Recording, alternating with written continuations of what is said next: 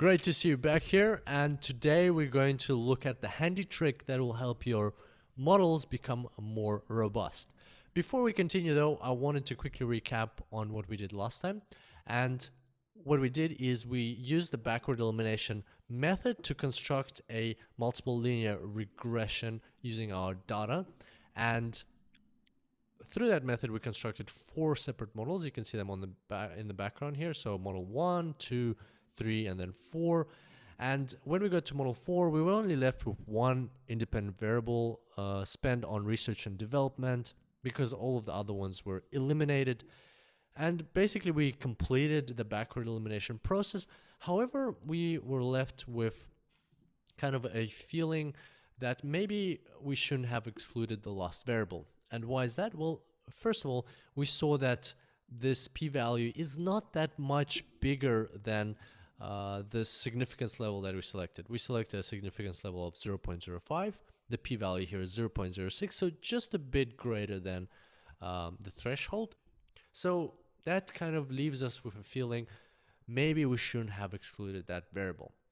The problem here is that these methods, these stepwise regression methods, they are very arbitrary. So once you select your significance level threshold, you got to stick to it, right? We've selected 0.05, this one's 0.06, so that's greater, and we just got to cut it off and not look back anymore and just proceed with the method.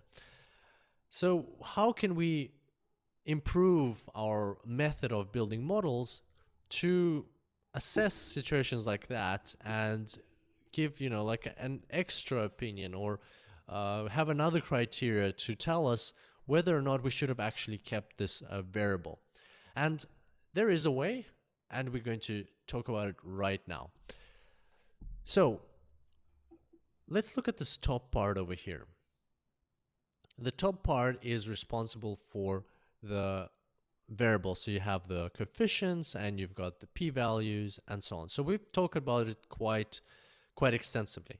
But now let's look at the bottom part, the second part of our report. And here, as we discussed before, we've got the stats that are for the model as a whole. So how well it's been fitted, how well it's working, and so on. So the stats that we'll be looking at today are R squared and adjusted R squared. And they will help us come up with a cool approach or great approach to improve our backward elimination method. So we already talked about both the R squared and adjusted R squared in the section of this course. However, if you chose to skip that section because you're not interested in the formulas and so on, then I'll quickly recap for you now. So R squared over here is basically a characteristic or a parameter of your model which tells you about the goodness of fit, so how well your model has been fitted. And R squared can never be greater than 1, and you want it to be as closest to 1 as possible. The closer to 1 it is, the better your model is deemed to be fitted.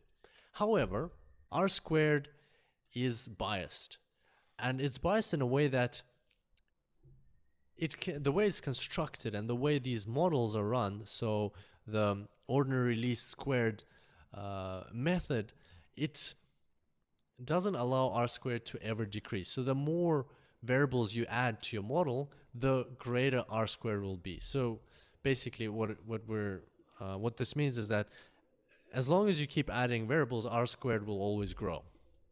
And we can observe that here. So if we start from the end where we have only one variable, you can see that R squared is 0.94. Then R squared became, well, if we go this way, it's 0.95. Then it's 0.9507. So as you can see, the more variables we have, the greater R squared gets. And that's always going to be the case just because of the way R squared is derived. And moreover, you can even include completely random variables. So if I throw into this model, I throw another variable, which is basically the temperature outside, like air temperature outside right now, then and I throw that in as an independent variable. Of course, it's not a predictor. It can't predict profit of a company that works in New York or California, but R squared is still going to grow and is going to imply that our model is now even better fitted. So that way R squared is biased. And that's where adjusted R squared comes into play. Adjusted R squared is very similar to R squared. It's got a very similar formula, but it actually has a penalization factor. So basically, just like R squared would grow if you add more variables, adjusted R squared would also grow, but there's a penalization factor which makes it smaller, which reduces adjusted R squared as you add more variables. So there's kind of these two effects battling each other. On one hand, it's growing because of the way it's constructed. On the other hand, the penalization factor is penalizing you or penalizing the adjusted R squared and reducing it every time you add a variable. So basically, if the variable that you added doesn't make R squared grow that much, like for instance here you can see 0.9505 to 0.9507, so it only grew by a fraction, very, very small amount. Well, if that happens, then the penalization factor is going to overwhelm this growth, and therefore the adjusted R squared is actually going to decrease in that scenario. And that way we can use, and we will use, the adjusted R squared to watch the goodness of fit of our models and how it changes. So let's go ahead and do that. Let's observe the adjusted R squared in our method. What was the adjusted R squared here? It was 0.94. Then once we excluded administration expenses, adjusted R squared went from 0.945 to 0.9475. So as you can see here, adjusted R squared went up. We reduced, basically what that means is that the model is now better. It's fitted better. It works.